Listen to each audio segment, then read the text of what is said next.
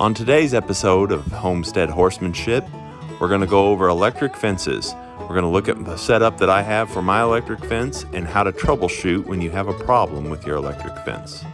And we're also going to get to meet a new arrival to the farm. We have a surprise for all of you, and you'll see that in this episode. Place down here on earth, care for his trees, I water his sun, and don't own it, I just rent it from God. Alright, so this number here measures your impedance. It should shoot at about 13 or higher, it says, somewhere on here. And that's what I normally get, 13.4. So there's a problem. Let's go look for the problem. I've had problems with the electric wire getting along the barbed wire right here.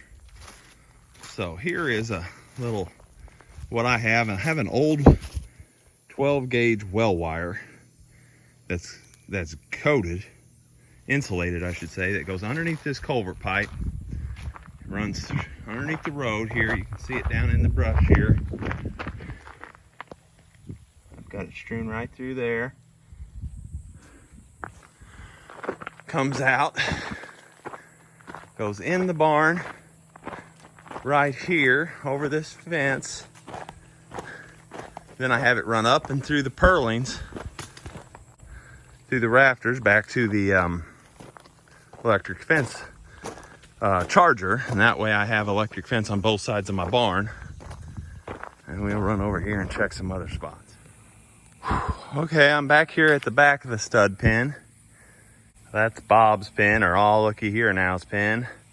I do turn him out on pasture on certain days when I can watch him and stuff, but if you're going to go overnight or anything like that, you need a stud pen with electric fence. Even the gentlest stud like Bob will cause problems when nature calls. I still haven't found the problem with the electric fence today, but this is one of the more common areas of it. So, go through here. This is where I tied on for a little extension. I don't know if I did it right or not, but I just wrapped that wire and then went on. Everything's insulated good. There's a real pretty grasshopper. Yeah. Still haven't found the problem. Then this gate we use 10 times a day.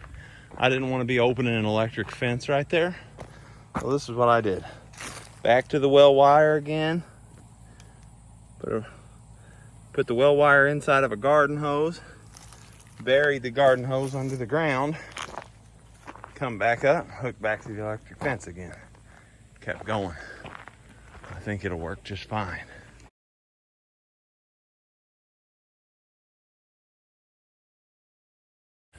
Got to be a spot that it's grounding out somewhere. What you're looking for, anywhere that spark could jump across to metal. And it helps if you had left the electric fence on, it would be shorting out and creating a noise you can listen for. But then you got to, oh, here it is. Look right here. Then you'd have to walk back and shut the fence off by hand, which I didn't want to have to make 2 trips, so I shut it off ahead of time. We'll just take that, bend it around. Oops, I'm messing up my filming.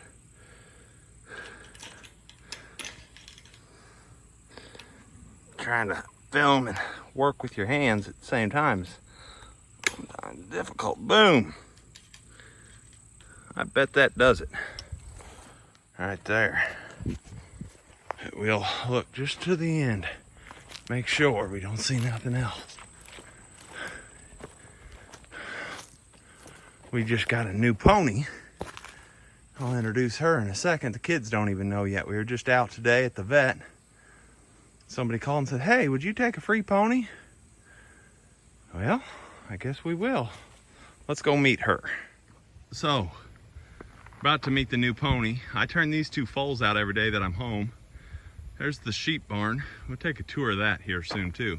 But I have this electric fence over to that edge of the sheep barn. So for this new pony, I think I'll come off the back pin of that sheep barn, down to the creek and back over to Bob's shed. That'll give her this much grass to graze on and keep her from getting too obese, because the main things with ponies is they founder a lot. Here's the new pony, Princess Daisy. She's got a big gut on her. Hope she's not bred, but that would be awesome if she had a baby. And we probably will end up breeding her if we can find another stud small enough to breed her to. Because if she's gonna live here, she might as well produce something. Well, here's the moment of truth. Let's go over and check the electric fence. Another thing I do that's not quite kosher, but I ground my electric fence into my circuits, which goes back to my panel box, which is grounded by the electric co-op and myself in addition, so I know I have good ground on it. Every time I fight ground on an electric fence, I end up losing my ground due to moisture in the earth. So this way I know it's grounded wood. Oh, looky there. We're back up over 13. Well, that's where the impedance was coming. Anytime I'm over 13, I know my fence is working good on this charger. Each one's different. Each one's, has a different power outage rating. But you've seen how I tie on and add on to the electric fence as I need be. I have another wire ran right here going to this side of the barn if I need electric fence on that side of the barn. Up there where the sheep barn was for Daisy, I will just add on as I need to with a wire nut and more electric fence. And if my impedance drops below 13, I'll do a better job of it, and if not, I'll just cobble it together, and if it stays above 13, I know I've done a good enough job. There you have it.